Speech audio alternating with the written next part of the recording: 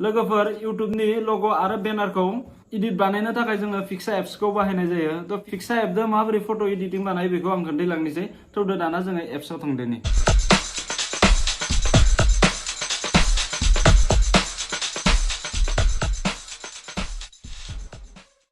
लोगोफोर इउट्यूबनि लग'खौ माबोरै बानायो बेखौ दाना मोजाङै नायलांदोनि थौदो।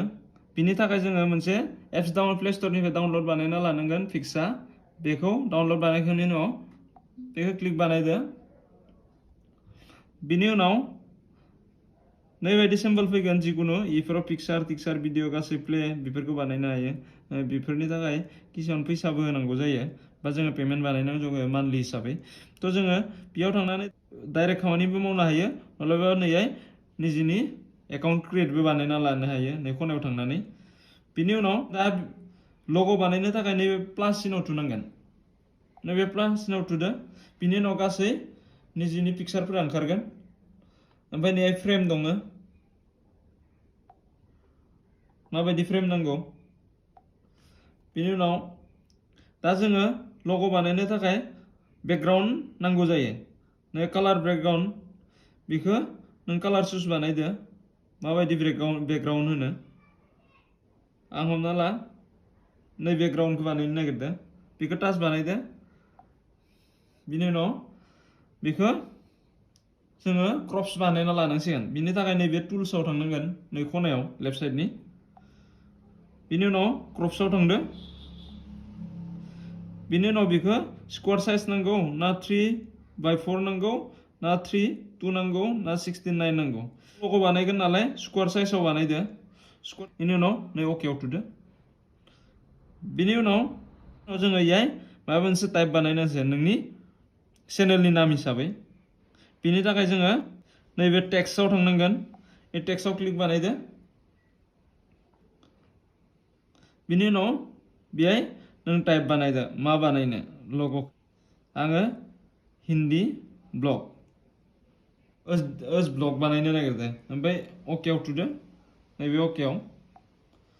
बिनि उनाव बेखौ जोङो मा स्टाइलनि बानायनो बेखौ साइजखौ बानायना लानो हासिगोन नोङो। एसे गुसेब बानायनो ना फिसा बानायनो नैबेयाव नैबेबायदि गेजेराव दोनबाय। बिनि उनाव बेखौ कालार चेन्ज बानायनो हायो। बिनि थाखाय नैबेयाव थांनांगोन कालाराव। बिनि उनाव मा कालार चुज होनो नोङो माबायदि कालार होनो बे भेराइटिस कालार दङ निजिनि हिसाबै चुज बानायना लादो।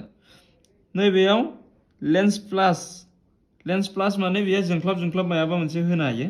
थिग बेबायदि आं नैबेखौ चइस बानायबाय।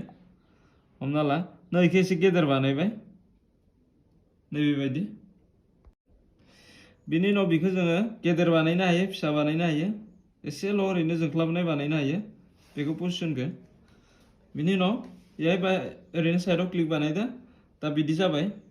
बिनि उनाव नोङो स्ट्राइकार मायाबा मोनसे होनो हायो बेहाय नों मायाबा सिम्बल होनो गोसो दं नामा। नैफोरबायदि होनाया बेफोरो पेमेन्ट बानायनांगौ। बाखि नैफोरो प्रिमियाम नङा। जायनोखि बिदि सिम्बल गैया बेफोरो प्रिमियाम नङा। नैखौ बानायनोबो हागोन नैबेयाव आं इहाय दोनबाय जेनेबा बिदि जाबाय।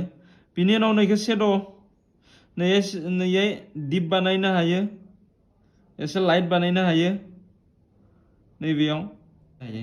बिनि उनाव जुदि जाबायबा बा नैहाय गाहायाव लिरबावनो हायो गोसोबा नैबेयाव क्लिक बानायदो। दाना अके बानायदो। अके जाबाय। दाना आं बेखौ राउन्ड शेप बा मायाबा मोनसे स्क्वायराव बानायनो नागिरबाय जेनेबा हमना ला मार्क्स नैबे मार्क्स होनानै जों बेखौ कालारखौ भेराइटिस बानायनो हायो नैबायदि। बेयावबो प्रिमियाम दङ। नैफोरो निउ थानाया प्रिमियाम ओरैनो नर्मेलफ्रा नर्मेल। बिनि उनाव अकेआव थुदो। बिनि उनाव सेभ मार्क्स नै सेभ मार्क्सआव थांदो। बिनि उनाव नों बेखौ बेबायदि गल होनो हाबाय। नलेबा नैबेखौ दिपबो बानायनो हागोन नोङो एसे लाइटबो बानायनो हागोन नै बिदि जाबाय। बाउन्डारिखौ बेलेग कालारबो होनो हायो नोङो नै बिदिबो होनो हागोन।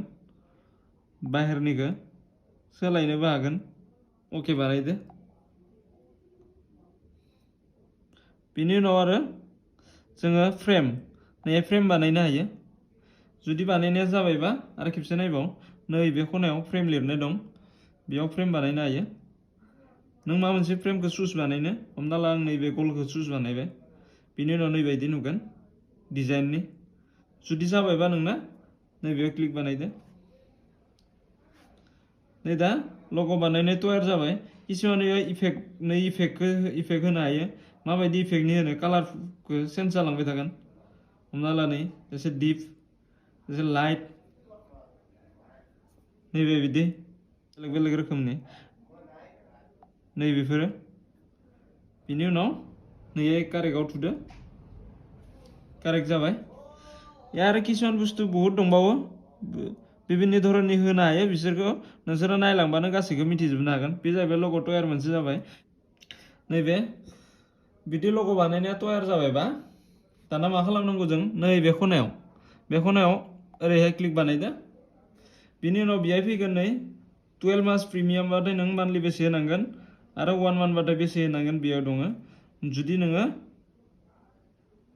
प्रिमियाम गोनांखौ बानायदोबा प्रिमियाम सेभ पस्ट नङाबा सेभ डाइरेक्ट पस्टबो बानायनो हायो सेभ दाना आं नै सेभ बानायबाय नैबे डिभाइसआव नायदो दाना बेयाव दंना गैया नै बेयाव डिभाइसआव फैबाय दा बेखौ आं जेराव मेराव बा आं इउटुब चेनेलनि लग' हिसाबै बाहायनो हागोन लोगोफोर भिडिअखौ नायनानै मोजां मोनोबा लाइक आरो साबस्क्राइब खालामना लोगोसे खनायाव थानाय बेल नटिफिकेसनखौ दबायना हो